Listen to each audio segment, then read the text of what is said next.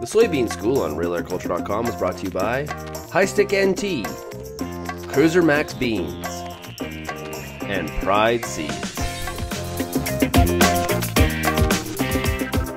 So what we're going to talk about this morning is herbicide injury symptoms in soybeans. So in each one of these plots, if you were out in the field like we were yesterday, you would see that we had an unsprayed area where there was no herbicide injury. And so each of the time, I guess to your left, to my right, this is the unsprayed plant. This is what the soybeans should have looked like. And then to your right or to my left, this is where we've had some sort of injury in soybeans due to herbicides.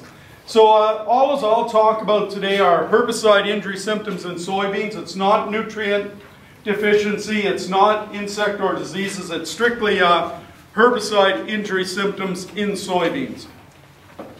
So in terms of the first plot, what we did is we used a soil applied broadleaf herbicide. We did not follow the label directions.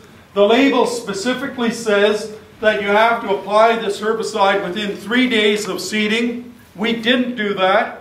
We applied this herbicide after the soybeans had broken through the soil surface, and this is the injury that we got.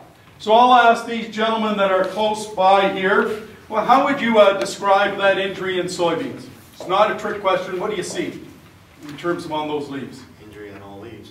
So there's injury on all leaves, and if you look at it, you can see this brown necrosis, you see this leaf burn. If you get injury, if you get this kind of injury, you would think of a contact herbicide. My question for you is this herbicide was registered about 5 years ago in Ontario. It's a soil applied broadleaf herbicide. It says on the label you have to apply it within 3 days of seeding. We did not follow the label directions. We put it on early post. Which herbicide is this? So it's going to cause leaf burn. It's a broadleaf herbicide. It's been around for maybe 5 years in the province. Anyone? Volterra. You're exactly right. It's Volterra. So Volterra is a group 14 herbicide. It's a PPO inhibitor, protoporphyrinogen oxidase inhibitor. It breaks down cell membranes, cell contents leak out, and you get that typical burn from a group 14 herbicide.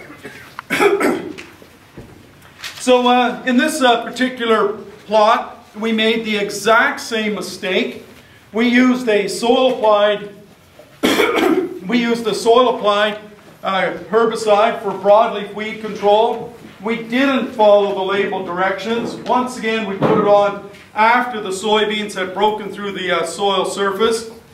So Mr. Snow, just because I know you're an expert at this, what do you notice on the bottom of these leaves? Purpling of the veins.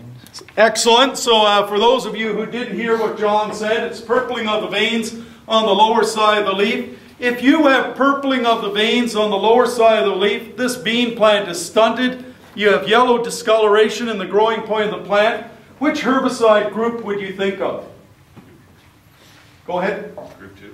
You're exactly right. So this is a group 2 herbicide. This herbicide was actually sold in the province during the 1990s.